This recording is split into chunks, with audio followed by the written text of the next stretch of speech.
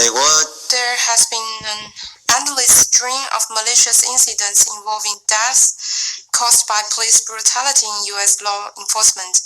In 2021, over 1,124 Americans died of police violence.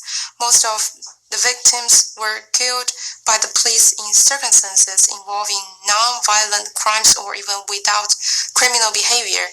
The Lancet published a study showing that between 1980 and 2018, around 30,800 people died from police violence, and age-standardized mortality was about 3.5 times higher in black people than white people.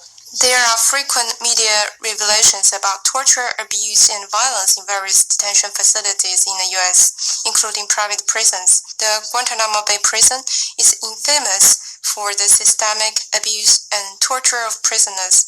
The CIA, using the so-called War on Terror as a pretext, set up black sites in many countries where the so-called terrorist suspects were secretly held in arbitrary detention, and confessions were extorted by torture.